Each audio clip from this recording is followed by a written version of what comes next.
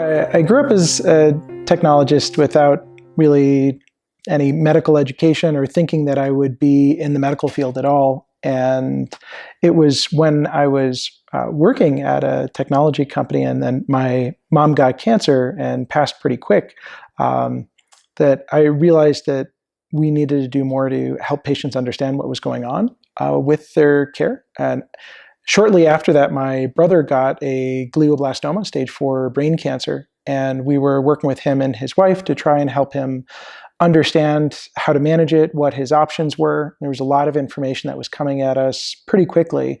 And my brother has turned out great. So he's still around years later. And part of that was due to the research that we did about ways to help him mitigate the effect of his brain cancer.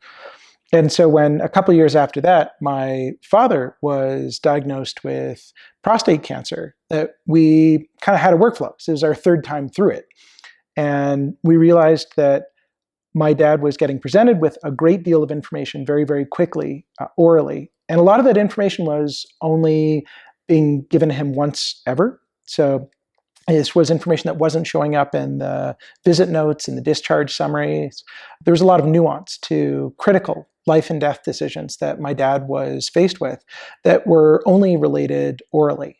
And the patient, my dad in this case, was counted on to provide exhaustive notes for his own reference and as well as for his family to know what was going on. Because after each meeting he had with an oncologist, our first question was, hey, what did the doctor say? How are things going?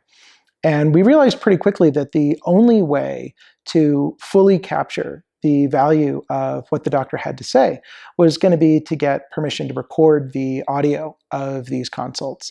And so my dad started doing that. He brought his phone with him to the appointments and got permission from his oncologist to go and record the audio. He would then email me an audio file that was the attachment, and I would manually transcribe it. I'd summarize it. I'd link out to medical terms I wasn't familiar with on WebMD, Mayo Clinic, et cetera. And I would then email that to the family. And so it would all be on the same page about what was going on. And a couple of things were true. One is that it was really helpful for all of us to pretty quickly get on the same page about what was going on with Dad, what our options were, what prognosis was. And the other thing that was true was that it was a lot of work. And it also became clear as we talked to other people with cancer that almost nobody else was doing this kind of a workflow of capturing the audio, transcribing it, summarizing it, linking out to the key terms, and getting the family on the same page. And so it became really clear to me that everyone should be doing this who's facing a complex care condition, and it should be as easy as just hitting a button on your phone. And that's when I started designing MedQuarter a little over 2 years ago. I wrote the first PRD for that and contracted with a Russian dev shop to build a early engineering prototype of the app for iOS and for Android. And it was still a side project for me while I was at Google. But a few weeks after I released the first version of the app, my aunt, Terry, was admitted to the hospital, and it turned out that she had multiple myeloma. And they started using MedQuarter to manage her care and to coordinate what was going on, to build a strategy for what they were going to do. And her family found it really, really helpful. And that's when I knew I needed to take MedQuarter really seriously, go beyond just like a fun little engineering prototype that I was going to build on the side. But this was something that had the potential to benefit a really large number of patients. So I started looking at the medical research for recordings to see if other people had poked at this.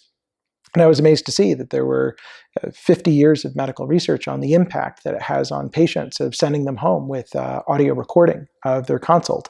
And that patients who are sent home with recordings have a much higher perception of the quality of care that they've received, have better recall of what it was that their doctors said. And it's our hope that we'll be able to demonstrate better outcomes for patients that are able to come back to what their doctor had to say in the doctor's own words and to share that with family members to get everyone on the same page about what's going on.